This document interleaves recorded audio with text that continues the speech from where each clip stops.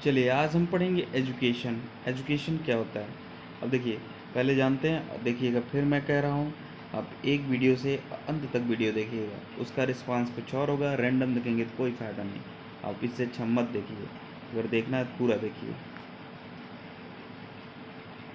Education शब्द की उत्पत्ति लैटिन भाषा के एजुकेटम सॉरी देखिए, एजुकेशन शब्द की उत्पत्ति लैटिन भाषा, कौन सी भाषा? लैटिन भाषा के एडुकेटम शब्द से, यहाँ इस वर्ड को देखिएगा, एडुकेटम शब्द से हुई है।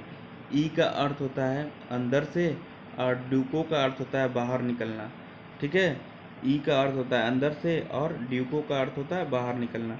अब देखिए, एजुकेशन है, इसकी उत्पत्ति किससे हुई है? लैटिन भाषा किस शब्द से? एडुकेटम से। इसमें इसको दो बार तोड़ा गया है, ई और यहाँ ड्यूको। ठीक है, तो इसका क्या होता है? अंदर से बाहर निकलना। ड्यूको को होता है बाहर निकलना, ई का अंदर से। चलिए अब देखिए,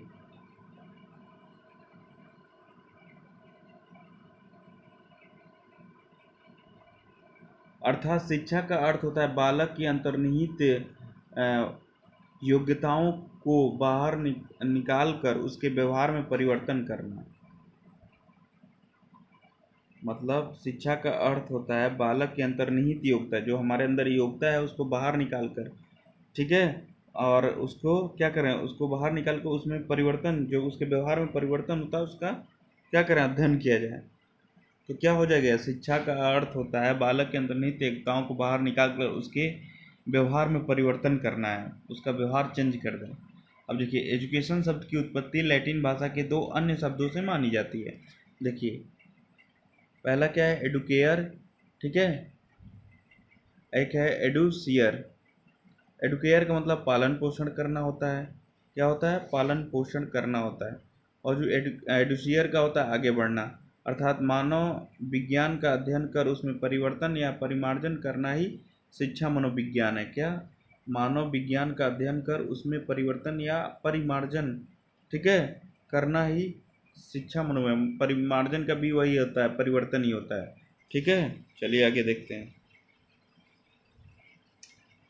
शिक्षा शब्द संस्कृत भाषा के शिक्ष धातु से बना है। शिक्ष का अर्थ होता है सीखना और सिखाना, अर्थात शिक्षा का भी शाब्दिक अर्थ सीखने व सिखाने से ही है। मतलब शिक्षा शब्द का संस्कृत भाषा में, भाषा के शिक्ष धातु से बना है। कौन से धातु से बना है? शिक्ष धातु से बना है। शिक्ष धातु से बना है। शिक्षा का अर्थ होता है सीखना और सिखाना, अर्थात शिक्षा का भी शाब्दिक अर्थ सीखने व सिखाने से ही है। अब देखिए, शिक्षा मनोविज्ञान की प्रवृत्ति क्या है? शिक्षा मनोविज्ञान की प्रवृत्ति वैज्ञानिक है। इसमें नियम व सिद्धांतों का प्रयोग किया जाता है।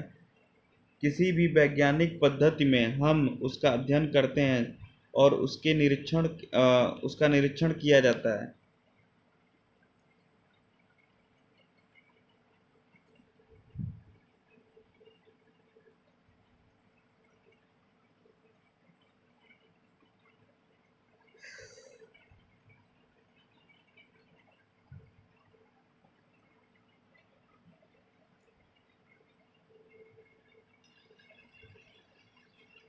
देखिए, शिक्षा मनोविज्ञान व्यवहार का अध्ययन करता है जिसका कि निरीक्षण किया जा सकता है। शिक्षा मनोविज्ञान व्यक्ति के व्यवहारात्मक पक्ष का शैक्षणिक परिस्थितियों में अध्ययन करता है। शिक्षा मनोविज्ञान व्यक्ति के व्यवहार का वैज्ञानिक अध्ययन करता है। शिक्षा मनोविज्ञान एक सकारात्मक विद्यालय विज्ञान है जो शिक्षा के कब, कैसे और कहाँ आदि प्रश्नों के उत्तर पर ध्यान केंद्रित करता है। शिक्षा मनोविज्ञान अतीत की अपेक्षा वर्तमान की घटनाओं से क्या और क्यों से संबंधित है। इसके नियम और सिद्धांत सार्वभौमिक होते हैं।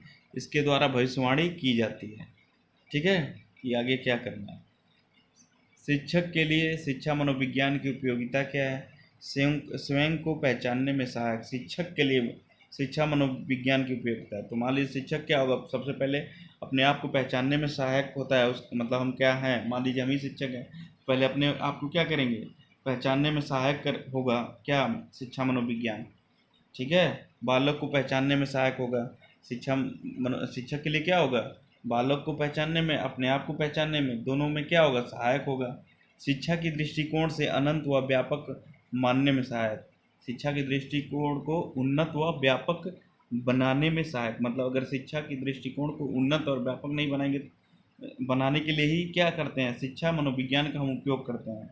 किसी भी प्रकार की कक्षा में शैक्षिक प्रस्तुतियाँ जागृत करने में सहायक है, मतलब किसी भी प्रकार की कक्षा में शैक्षिक प्रस्तुतियाँ कैसे प्रस्तुत करना, जागृत करने में सहायक होता है, बहुत ज़्यादा इसका उपयोग है।